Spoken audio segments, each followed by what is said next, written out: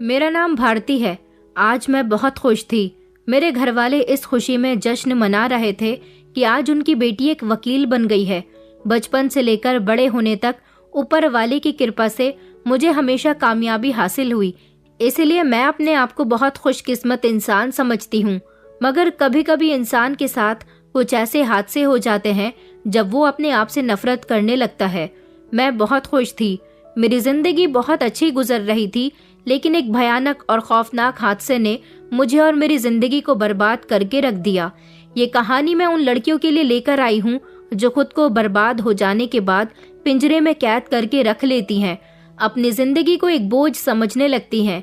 या फिर कुछ लड़कियां ऐसी होती हैं जो अपनी जान लेने के बाद इस बोझ से हल्की हो जाना चाहती हैं। मैं हर लड़की से यही कहना चाहूंगी कि आपको अपने हक की लड़ाई खुद लड़नी होगी। हमारे समाज में लड़कियों को बहुत कमजोर समझा जाता है, लेकिन लड़कियां अगर अपने दुश्मन से लड़ने पर आ जाएं तो उसे धूल चटाकर रहती हैं। ये कहानी मेरी है। मैं जयपुर के एक छोटे से गांव की रहने वाली लड़की हूँ, जिसने शहर में आकर अपनी पढ़ाई पूरी की। बचपन से ही मुझे वकील बनने का बहुत शौक था। हम 5 बहनें थीं और मेरे पिता अकेले ही हम 5 बहनों की पढ़ाई का बोझ उठा रहे थे। हम 5 बहनों के पैदा होने के बाद ऊपर वाले ने मेरी माँ को भाई की भी खुशी दिखाई थी, लेकिन भाई 1 साल से ज्यादा जिंदा नहीं रह सका क्योंकि उसकी एक बड़ी बीमारी के कारण मौत हो गई। मेरे पापा के ऐसे हालात नहीं थे कि वो हम सभी बहनों को काबिल बना सकते। मैं अपनी सारी बहनों में सबसे छोटी थी और सबसे ज्यादा जिद्दी थी। जब से मैंने होश संभाला था, मैं अपने पापा से एक ही जिद किया करती थी कि मुझे वकील बनना है। मेरे मम्मी पापा हम सभी बहनों से बराबर से प्यार करते थे। उन्होंने कभी भी अपनी बेटियों को बोझ नहीं समझा था। धीरे धीरे मेरी बड़ी बहनों की शादियां हुई। आखिर में हम 2 बहनें बची थीं, जो घर की सबसे छोटी बेटियां थीं। हम दोनों बहनों में सिर्फ 2 साल का फर्क था। मुझसे 2 साल बड़ी बहन योगिता, हम दोनों एक दूसरे के साथ सहेलियों की तरह रहते थे, मगर पढ़ाई में भी वो बहुत कमजोर थी। उसे पढ़ने का कोई शौक नहीं था। स्कूल पूरा हो जाने के बाद उसने घर संभालना शुरू कर दिया और मैं तो बस अपना सपना पूरा करने में ही लगी रहती थी। जब मेरा 12वां हो गया तो 60% अंक लाने के बाद मैंने बैचलर्स ऑफ लॉ की पढ़ाई शुरू कर दी। फिर उसके बाद 3 साल तक LLB कंप्लीट करने में लगे और फिर उसके बाद मेरा BCI में रजिस्ट्रेशन हुआ। BCI की परीक्षा भी मैंने पास की। उसके बाद भारत में वकालत करने का लाइसेंस मुझे मिल गया था। मेरा वकील बनने का सफर मेरे लिए काफी कठिन रहा था, क्योंकि मैंने बड़ी मुश्किल से अपना सपना पूरा किया था और ये मेरे लिए सबसे बड़ी खुशी की बात थी। जब वकील बनकर मैं अपने गांव वापस लौटी तो पूरे गांव वाले इस बात की खुशियां मना रहे थे कि उनके गांव का नाम चंद्र प्रसाद की सबसे छोटी बेटी भारती ने रोशन कर दिया। मेरी सभी बहनें भी अपने पतियों के साथ हमारे घर आई हुई थी। सबने मेरा अच्छी तरह से स्वागत किया था, क्योंकि मैं काफी समय से शहर में रह रही थी। शहर में मेरी मासी का घर था और मैंने वहीं रहकर अपनी पढ़ाई कंप्लीट की थी। अब मैं शहर में अपने एक चैम्बर खोलना चाहती थी, जहां पर मैं लोगों को उनका हक दिलाने के लिए लड़ना चाहती थी, और अब मैंने इंसाफ के खिलाफ लड़ना शुरू कर दिया था। काफी सारे ऐसे केसेस थे जिसमें मैं कामयाब हुई थी और शहर की फेमस वकील बन गई थी। काफी सारे लोग मुझे जानते थे। मैं अपने परिवार को भी शहर लेकर आ गई थी। यहाँ अपने परिवार के साथ मेरी जिंदगी बहुत अच्छी गुजर रही थी। मेरे मम्मी पापा, मेरी बहनें, सब लोग मुझ पर गर्व महसूस करते थे। मुझे अच्छा लगता था कि जिंदगी में मैंने जो चाहा मुझे मिल गया। मेरी जिंदगी पूरी तरह से बदल कर रह गई थी और मुझे अब भी ऐसा ही लगता था कि आगे जिस चीज की मैं ख्वाहिश करूंगी वो भी मुझे मिलता रहेगा। लेकिन अब मेरे साथ कुछ ऐसा होने वाला था जिसने मुझे पूरी तरह से बर्बाद करके रख दिया था। एक दिन मैं अपने चैम्बर में बैठी हुई थी जब एक औरत रोती हुई मेरे केबिन में आई। वो एक बूढ़ी औरत थी और बुरी तरह से रो रही थी। उसके साथ एक जवान लड़की थी। मैंने कहा, आप क्यों रो रही हैं? क्या परेशानी है? उन्होंने कहा, मैडम जी, मैं बड़ी उम्मीद के साथ आपके पास आई हूँ। मुझे इंसाफ दिलवाइए, वरना मैं घर से बेघर हो जाऊंगी। मैं ही नहीं बल्कि पूरे 500 लोगों की छत का सवाल है। मैंने कहा, आप तसल्ली से बैठिए और मुझे पूरी बात बताइए। वो मेरे सामने बैठ गई। वो जवान लड़की उसकी पोती थी और ये बूढ़ी औरत इस जवान लड़की की दादी थी। इन दोनों ने मुझे बताया कि हमारा इस दुनिया में एक दूसरे के अलावा कोई भी नहीं है। हम बहुत गरीब लोग हैं, मगर हम एक खोली में रहते हैं जहां पर हम ही नहीं बल्कि 500 लोग अपनी जिंदगी आराम से गुजार रहे हैं। हमारी छोटी सी खोली है, मगर हमें इस बात का सुकून है कि हमारे सर पर हमारी अपनी छत है। लेकिन अब हमारी छत हमसे कोई छीन लेना चाहता है और हमें सड़क पर ले आना चाहता है। हमारे शहर का एक बहुत बड़ा बिजनेसमैन आदमी है जो हमारी खोली को तोड़वाकर उस जगह अपना कोई प्लांट लगाना चाहता है। वो हमें काफी दिनों से खोली तोड़वाने के लिए परेशान कर रहा है। हम लोग पुलिस में भी गए, मगर पुलिस ने भी हमारी कोई सहायता नहीं की। इसलिए हमने अब कोर्ट का दरवाजा खटखटाने की कोशिश की है। मैं अपनी खोली में रहने वाले बाकी लोगों के बारे में तो नहीं जानती, मगर मैं बूढ़ी औरत अपनी जवान पोती को लेकर कहाँ जाऊंगी? उस खोली के अलावा हमारा और कोई सहारा नहीं है। आप हमारी मदद कीजिए, वरना वो गुंडा जो अपने आप को बड़ा बिजनेसमैन कहलाता है, वो बिजनेसमैन तो है ही, मगर दूसरों की जमीन हड़प हड़प कर वो उन पर फैक्ट्रियां बना चुका है और अब वो हमें बेघर करना चाहता है।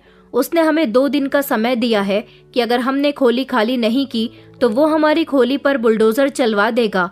उसकी पोती मुझे बहुत मासूम लग रही थी, जो सिर्फ रोए चली जा रही थी। इस बेबस औरत को देखकर मैं समझ गई थी कि गरीब इंसान हमेशा बेबस और लाचार होता है। मैंने कहा, मैं आपकी मदद करूंगी। उन्होंने कहा, मैडम, आपको मेरा केस लड़ना होगा। अमित खुराना, जिसके खिलाफ वो अपना केस मुझसे लड़वाना चाहती थी। गरीबों के हक में लड़ना मेरा फर्ज बनता था, इसीलिए मैंने उस बूढ़ी औरत से कोई पैसा नहीं लिया और उसे विश्वास दिलाया कि कल मैं आपकी खोली में आकर वहाँ के लोगों से बातचीत करूंगी। अगले ही दिन मैं उनकी खोली में चली गई और वहाँ जाने के बाद मैंने देखा कि वहाँ तो गरीबी ने जन्म लिया हुआ था। भला इन लोगों के पास इस खोली के अलावा कुछ भी नहीं था। अमित खुराना शहर की एक बहुत बड़ी मल्टीनेशनल कंपनी का मालिक था, जिसकी काफी सारी फैक्ट्रियां चल रही थी, मिलें चल रही थी। भला उसे क्या जरूरत थी इन गरीबों की छत इनसे छीन लेने की? आखिर इन लोगों के पास इस खोली के अलावा और था ही क्या? मुझे इन सब लोगों को देखकर बहुत तरस आया था और मैंने इन सब से वादा किया था कि आपका घर आपसे कोई नहीं छीन सकता। जब इन लोगों ने पुलिस में कंप्लेंट दर्ज की थी, तभी अमित खुराना ने इन लोगों को कोर्ट से खोली खाली करवाने के लिए नोटिस भेज दिए थे। लेकिन अब मैंने भी इनका साथ देना शुरू कर दिया था। सबसे पहले मैंने खोली की जमीन से जुड़े सारे ही दस्तावेजों की जांच की और फिर उसके बाद ये सुनिश्चित किया कि इस जमीन पर असल हकदार और मालिक कौन है। फिर ये बात पता चल गई कि 30 साल पहले ये खोली बनी थी और इन गरीबों ने पनाह ले ली थी। इस खोली का मालिक एक बहुत बूढ़ा आदमी था जो अब इस दुनिया को छोड़कर चला गया था और उसका परिवार भी यहाँ पर नहीं रहता था। मगर खोली के लोगों का कहना है कि जब वो लोग इस खोली में किराए पर रहते थे, तब उन्होंने एक एक करके खोली के एक एक कमरे को खरीद लिया था और तभी से वो इस खोली के हकदार बन गए।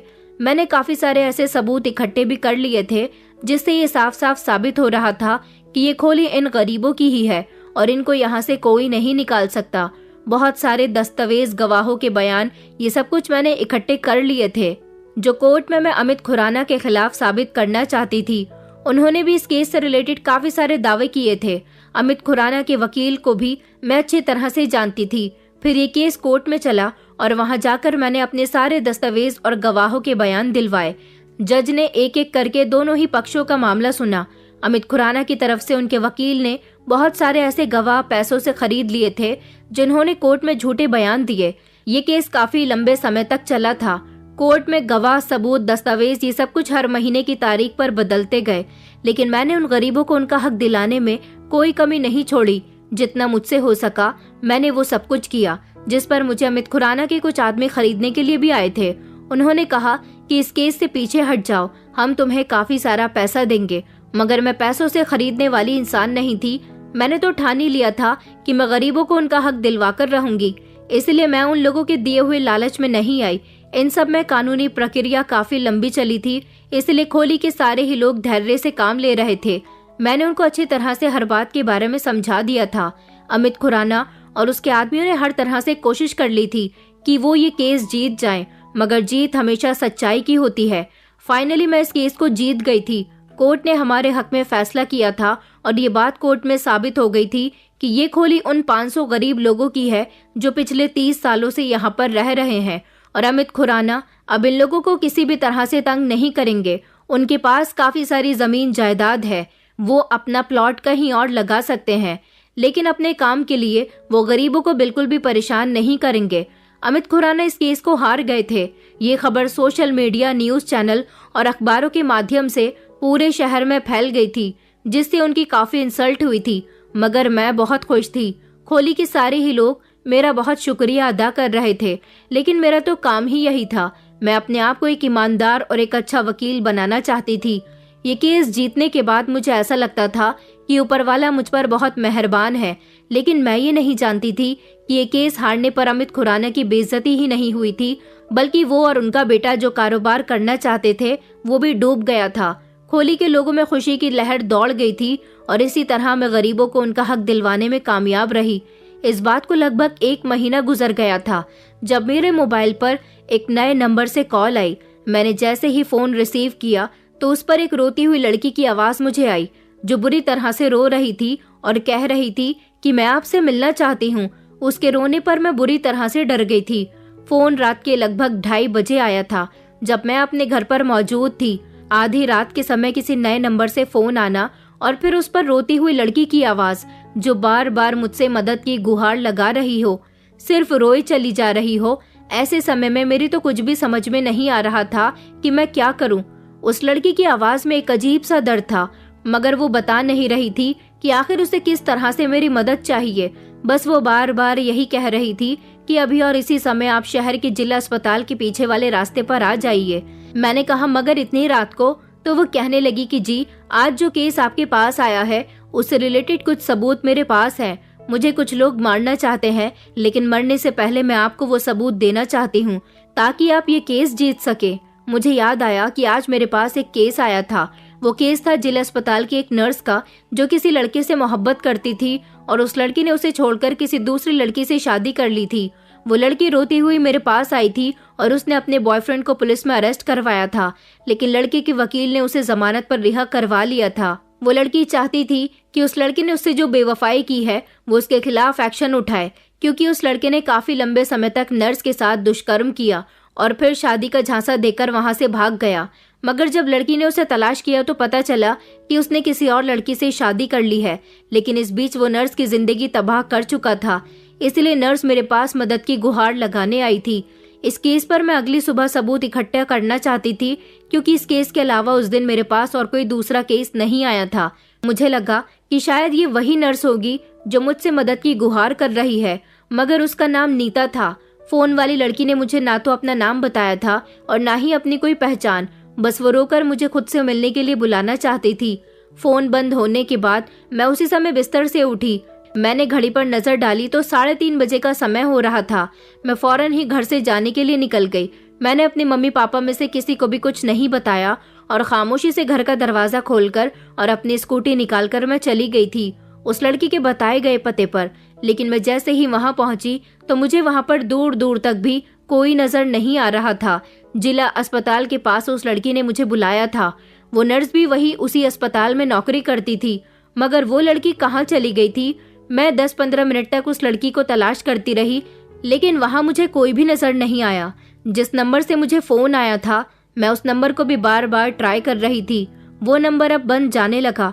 मैं परेशान हो गई थी, लेकिन फिर मैंने सोचा कि मुझे सुबह यहाँ आकर दोबारा से तलाशी लेनी चाहिए।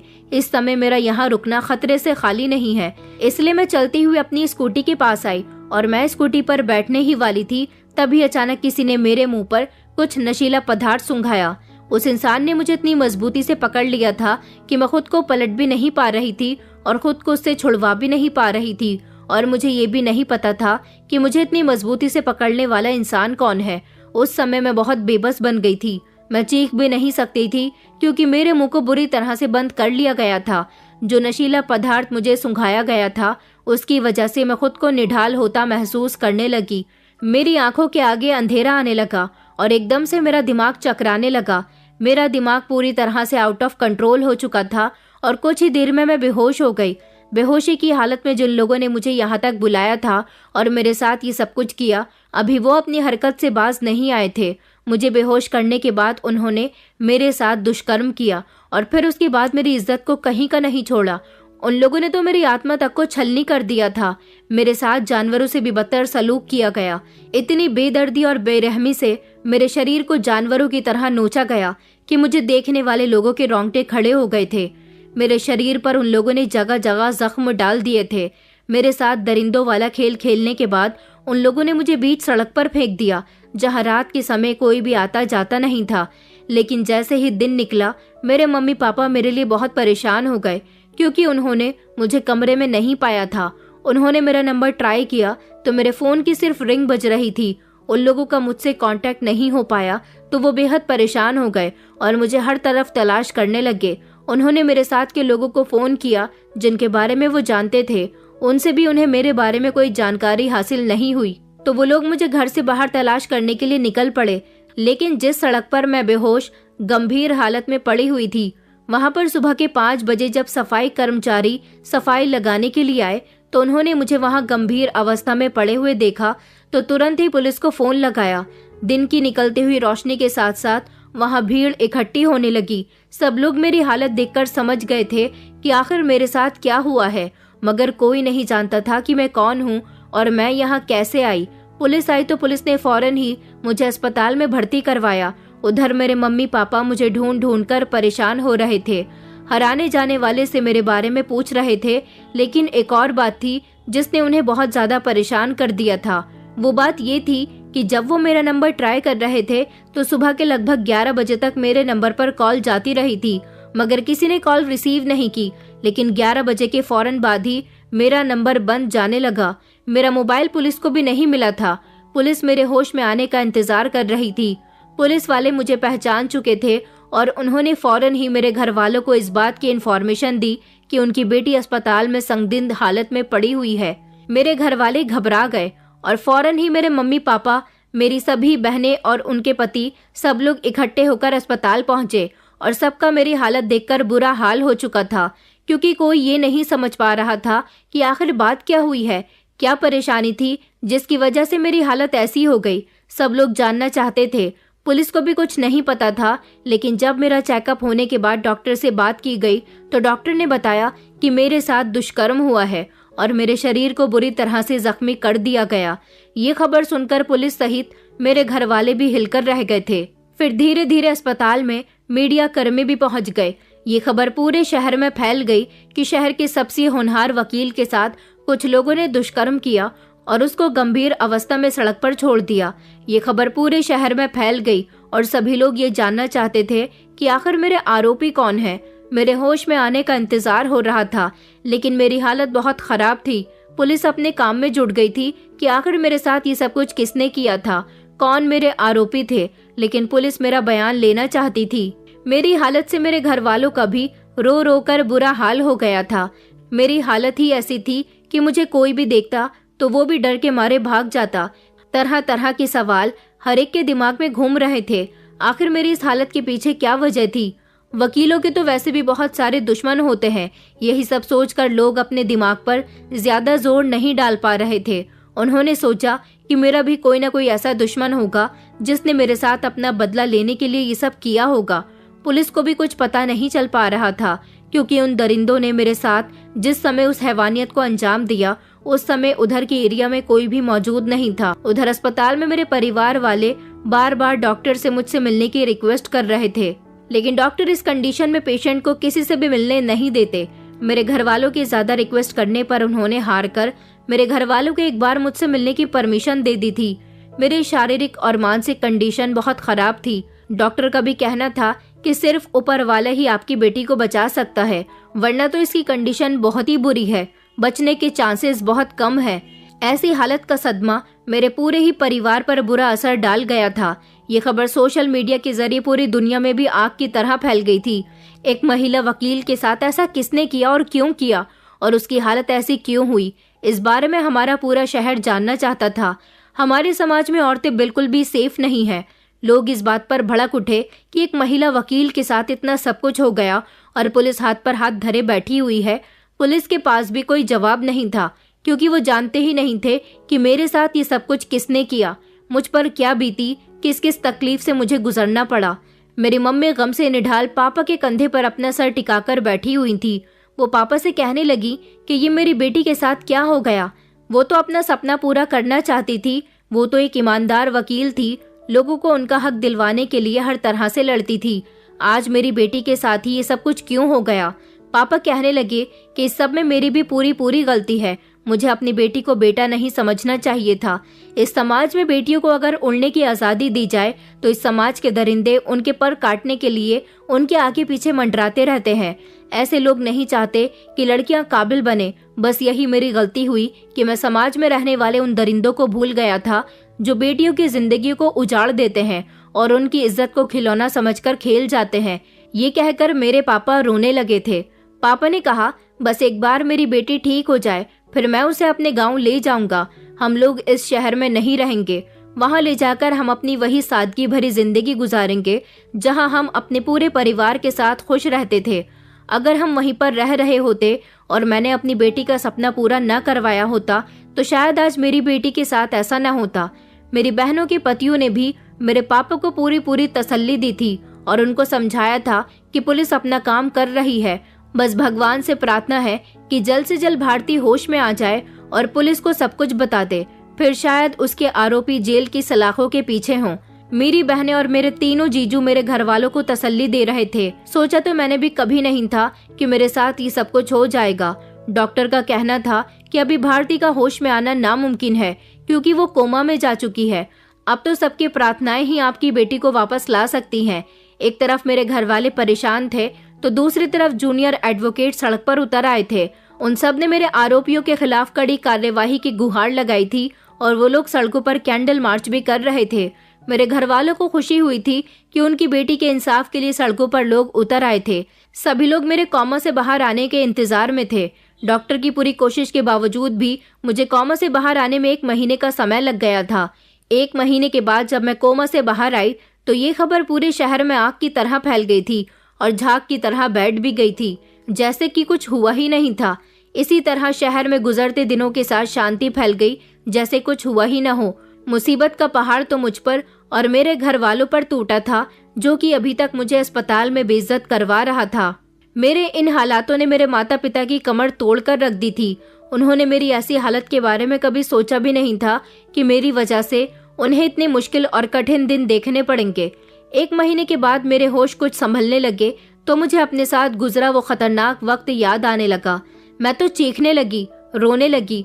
पुलिस भी मुझसे पूछताछ करने के लिए आई तो मेरी हालत ऐसी नहीं थी। मैं पुलिस को कुछ भी बता पाती, मगर एक न एक दिन तो मुझे अपने बारे में पुलिस को सब कुछ बताना ही था। कुछ समय के बाद जब दोबारा से मुझसे पूछताछ हुई तो मैं पुलिस को जवाब नहीं दे पाई थी, क्योंकि मुझे खुद को भी नहीं पता था कि मेरे साथ दरिंदगी करने वाले लोग कौन थे।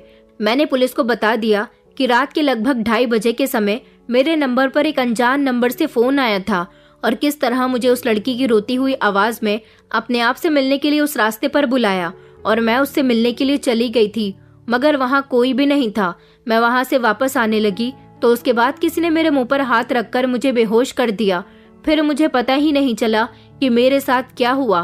पुलिस को लगता था कि मैं उनको सब कुछ बता दूंगी, मगर मैं तो कुछ भी नहीं देख पाई थी। मेरे खुद के पास भी कोई ऐसा सबूत नहीं था जिसके बेस पर मैं पुलिस को कुछ बता सकती।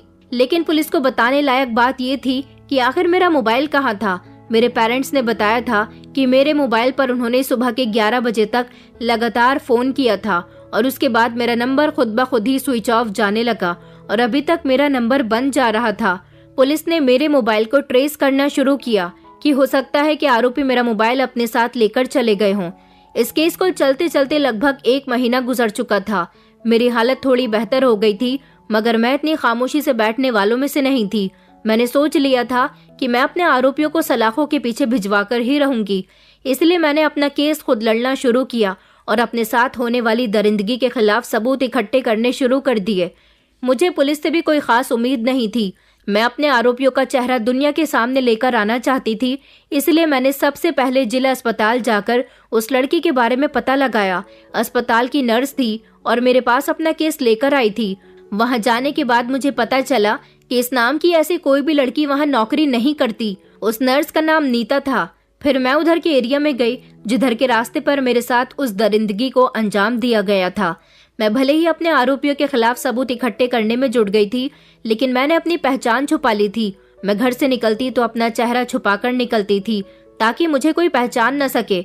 मुझे डर था कि अगर मेरे आरोपियों को पता चल गया कि मैं बिल्कुल ठीक हो गई हूँ और उन लोगों के खिलाफ सबूत इकट्ठे कर रही हूँ तो शायद वो लोग मुझे या मेरे परिवार वालों को नुकसान पहुंचाने की कोशिश कर सकते हैं। अस्पताल के पीछे वाले रास्ते पर वैसे तो सारा इलाका सुनसान ही पड़ा हुआ था, मगर एक ऐसी चीज थी जिससे मैं उन दरिंदों को पहचान सकती थी। वो था एक पुराना बंद पड़ा हुआ मेडिकल स्टोर। वहां का एरिया सुनसान था, इसलिए मेडिकल स्टोर बंद पड़ा हुआ था, लेकिन मेडिकल स्टोर के बाहर सीसीटीवी कैमरा लगा हुआ था। इस मेडिकल स्टोर के मालिक के बारे में मुझे पता लगाना था। मेडिकल के बाहर मेडिकल का नाम, मालिक का मोबाइल नंबर और उसका नाम भी लिखा हुआ था।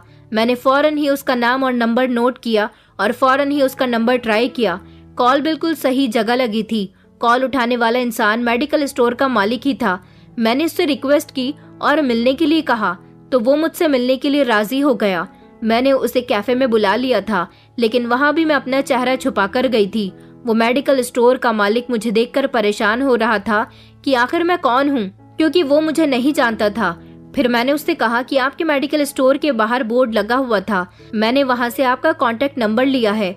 मैं जानना चाहती हूँ कि आपके मेडिकल स्टोर के बाहर जो सीसीटीवी कैमरा लगा हुआ है वो इस समय चल रहा है, क्या उसकी 27 नवंबर की फुटेज मुझे मिल सकती है? मैंने उसे अपने बारे में सब कुछ बता दिया और उससे रिक्वेस्ट की कि प्लीज मेरी मदद करो। उसने कहा उधर के एरिया में सुनसान रहती है, इसलिए मैंने अपना मेडिकल स्टोर वहां से खत्म कर दिया और भीड़ भाड़ वाली जगह में दूसरी दुकान पर मेडिकल स्टोर कर लिया है। लेकिन मेरा सीसीटीवी कैमरा अभी भी वहीं पर लगा हुआ है, लेकिन काफी लंबे समय से मैंने उसकी फुटेज चेक नहीं की और ना ही मुझे ये पता कि वो सीसीटीवी कैमरा चालू है या नहीं। उसने कहा लेकिन मैं आपकी मदद कर सकता हूँ।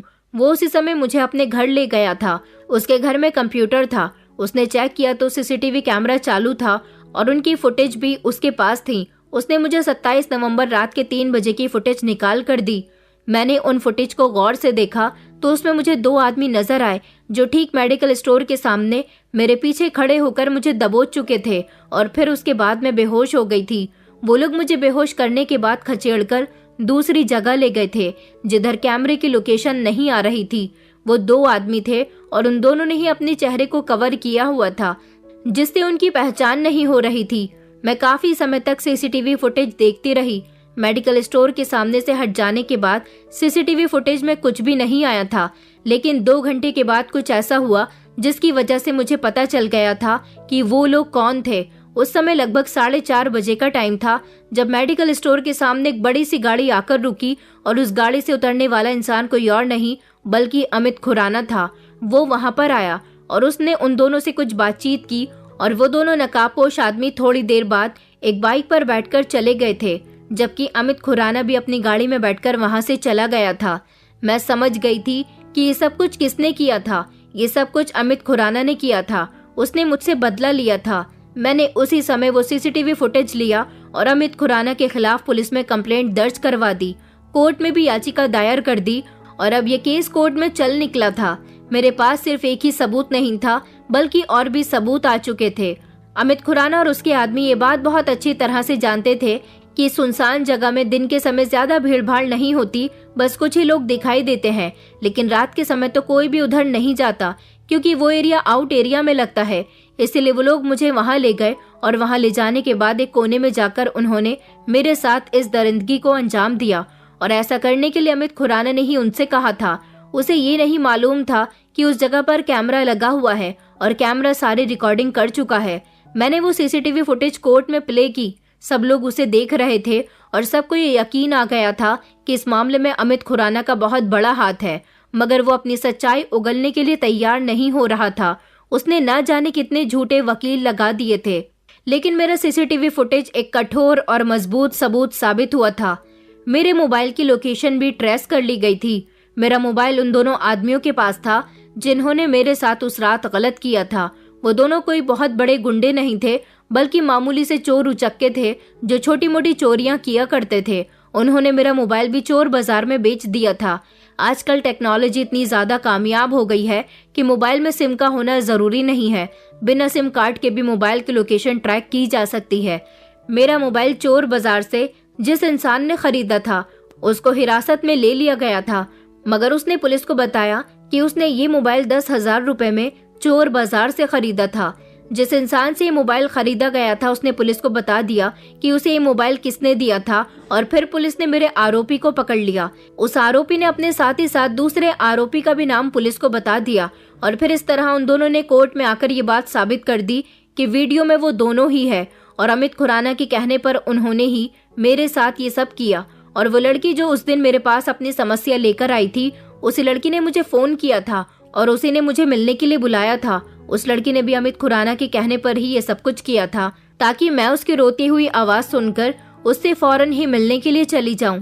अमित खुराना को फौरन ही हिरासत में ले लिया गया था और फिर अमित खुराना ने कोर्ट में जज के सामने अपने वही बयान दिए जो वो नहीं देना चाहते थे। उन्होंने बता दिया कि मैंने उनके काम में रुकावट पैदा की। वो खोली तोड़कर वहां पर अपना कारोबार शुरू करना चाहते थे, मगर वहां के लोगों ने मुझसे कांटेक्ट किया और मैंने उनको उनकी जगह दिलवा दी और अमित खुराना ये केस हार गए। तभी से उन्होंने अपने दिल में ठान लिया था कि वो मुझसे बदला लेकर रहेंगे, इसलिए उन्होंने ये सब कुछ किया।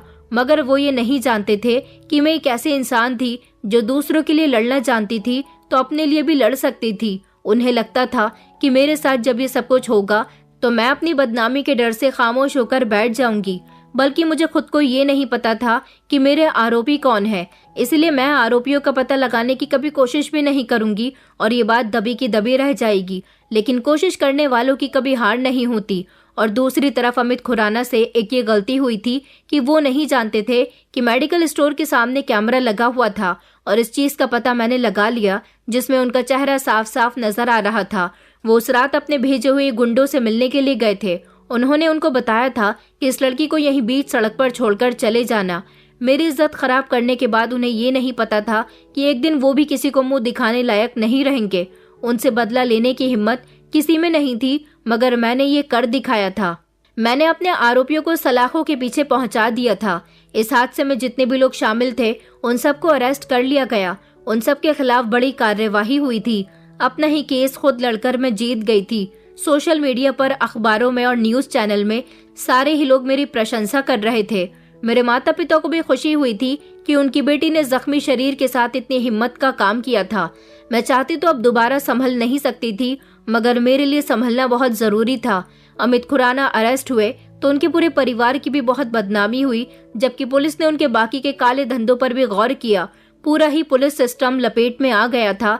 जो उनके खरीदे हुए पुलिस कर्मी थे उन सभी के खिलाफ भी कार्यवाही की गई, क्योंकि वो सिर्फ खोली वाले गरीब लोगों की ही खोली नहीं तोड़ रहे थे, बल्कि बहुत सारे ऐसे गरीब लोगों की जमीनों पर कब्जा करके उन्होंने अपनी मिल्स और फैक्ट्रियां बनाई हुई थी।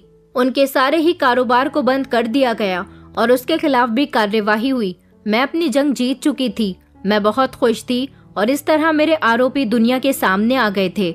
मगर कुछ दिनों बाद अमित खुराना की पत्नी और उनका बेटा मुझसे अमित खुराना की तरफ से माफी मांगने आए थे और रिक्वेस्ट कर रहे थे कि मैं उनके पति को जेल की सलाखों से छुड़ा लूं, मगर मैं ऐसा नहीं कर सकती थी। अमित खुराना एक इंसान नहीं था, बल्कि एक हैवान था जो अपनी दौलत की ताकत से हर किसी को रौंदना जानता था। मैंने उनकी पत्नी से कहा था कि मैं आपके लिए कुछ नहीं कर सकती। आपका पति तो अपनी हरकतों की वजह से जेल की सलाखों के पीछे है। ऊपर वाले से प्रार्थना कीजिए कि कभी आपका बेटा अपने पिता जैसा न बने, इसलिए अपने बेटे को अच्छे संस्कार दीजिए। अमित खुराना की पत्नी एक अच्छी और समझदार औरत थी, इसलिए शर्मिंदा होकर वहां से चली गई थी। लेकिन एक पत्नी अपने पति को बचाने के लिए कोशिश तो करती ही है। उन दोनों आदमियों को भी कड़ी सजा हुई थी, क्योंकि उन्होंने मेरे साथ बहुत गलत किया था। आज मैं एक काबिल और होनहार वकील हूँ और बड़े बड़े केस लड़ती हूँ।